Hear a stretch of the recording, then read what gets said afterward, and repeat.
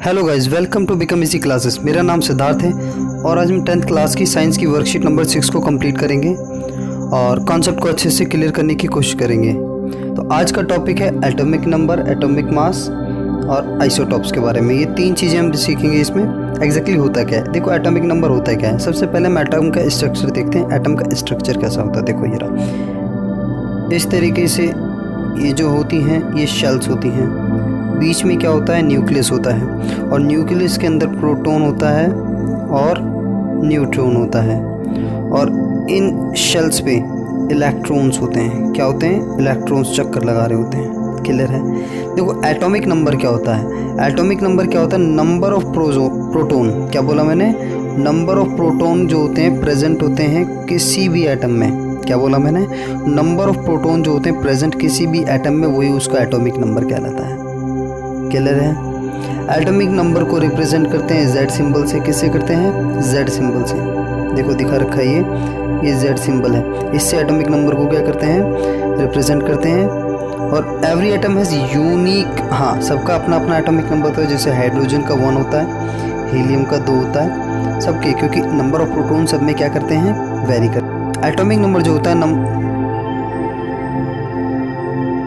देखो, atomic number जो होता है नंबर ऑफ प्रोटॉन के इक्वल होता है और नंबर ऑफ इलेक्ट्रॉन के क्या होता है, इक्वल होता है। क्लियर है। बस वो एटम क्या होना चाहिए, न्यूट्रल होना चाहिए, उस पर कोई चार्ज नहीं होना चाहिए। ठीक है ना। Every atom has same number of electron and proton. Clear है। उस पर कोई चार्ज नहीं होना चाहिए। बस जैसे कि मान के चलो, अभी मैंने आपको बताया था क्या, सोडियम क्या होते हैं, अभी दे रखा है इसमें, सोडियम क्या है 11। सोडियम क्या है, सोडियम का एटॉमिक नंबर 11 है। तो नंबर ऑफ प्रोटॉन कितने होंगे उसमें, वो भी 11 होंगे। नंबर ऑफ इलेक्ट्रॉन भी होंगे, वो भी 11 होंगे। क्लियर है। देखो, अगर मैग्नीशियम है 12 एटॉमिक नंबर है उसका, तो प्रोटॉन भी 12 होंगे, इलेक्ट्रॉन भी कितने होंगे, 12। क्लोरीन है, क्लोरीन का एटॉमिक नंबर कितना होता है, 17। तो उसके इलेक्ट्रॉन और प्रोटॉन दोनों कितने होंगे, 17।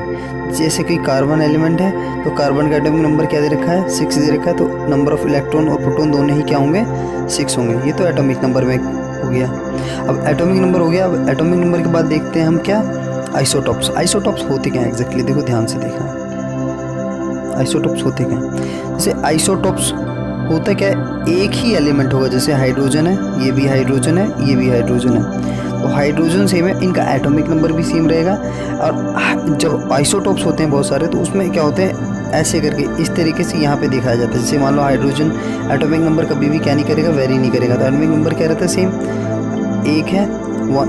तो सब में एक लिखते हैं यहाँ पे एटॉमिक नंबर। और इनका जो एटॉमिक मास होता है ये क्या करता है, वेरी करता है इनके आइसोटॉप्स में। जैसे कि मान के चलो, इसका क्या होगा, 1 दे रखा है एटॉमिक मास, इसका क्या दे रखा है, 2 दे रखा है, और उसका क्या दे रखा है, 3 दे रखा है। इस तरीके से हम क्या करते हैं, आइसोटॉप्स को रिप्रेजेंट करते हैं।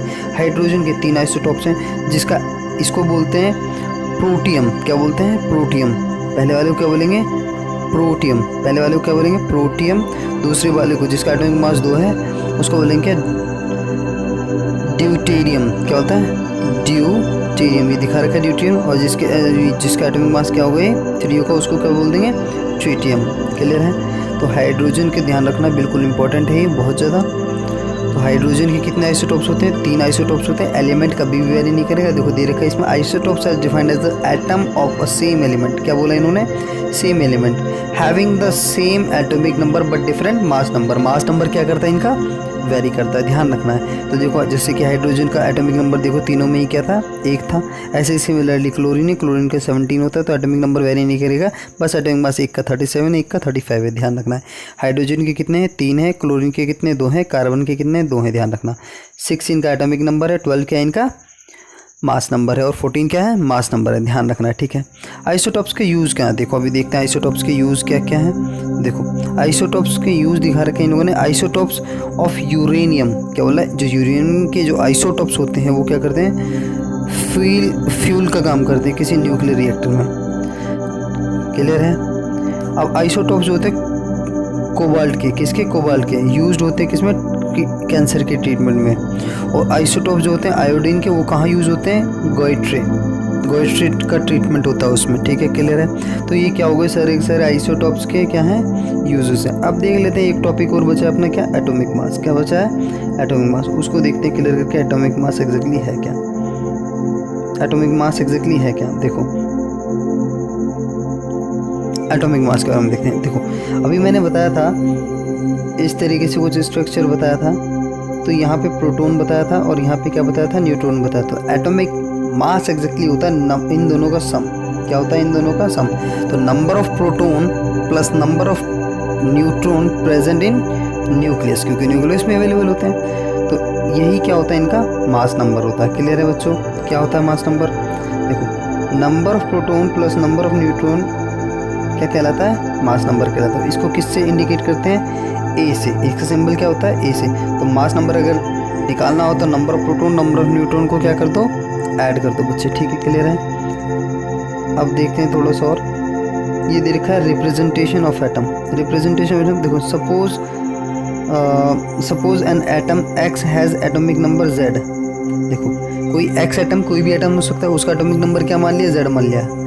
एटॉमिक मास ए, एटॉमिक मास क्या है, ए। तो इसको किस तरीके से रिप्रेजेंट करते हैं, इस तरीके से रिप्रेजेंट करते हैं। मैंने ये बताया था एटॉमिक नंबर क्या है, जेड, ऐसे करके। और यहाँ पे जो होता है वो क्या होता है, इसका एटॉमिक मास होता है। Atomic number is written as the lower side of and mass number is written as the upper side. ये भी हमने पीछे क्लियर कर लिया था, कोई इतना बड़ा इशू नहीं है। तो ये देखते हैं, क्वेश्चंस पे जाते हैं। तो क्वेश्चन देखा, dash is equal to number of proton in an atom. Electron atomic number भी कह सकते हैं। Atomic number is equals to number of proton और number of electron is also equal. Clear है। Dash is equal to sum of proton into atomic mass. Clear है, atomic mass आ जाएगा। Dash are the atoms of the same element having the same atomic number but different mass, that is isotopes. इसका क्या हो जाएगा, isotopes हो जाएगा, isotopes. Hydrogen has 3 isotopes. हाँ बिल्कुल है, वही H11, H12, H13 और इनको प्रोटियम, ड्यूटेरियम, ट्रिटियम। ध्यान रखना बच्चों, ठीक है ना। Atomic number is represent by symbol. Atomic number को किससे हम रिप्रेजेंट कर रहे थे, Z से। और एटॉमिक मास को किससे कर रहे थे, A से। क्लियर है। An atom has 11 proton and 12 neutron. किसी के पास अगर 11 प्रोटॉन है, न्यूट्रॉन कितने हैं, 12 हैं। तो एटॉमिक मास क्या बताया था, नंबर ऑफ प्रोटॉन प्लस में नंबर ऑफ न्यूट्रॉन। तो क्या हो जाएगा, 11 प्लस 12 कितना होगा, 23। क्या हो जाएगा, 23।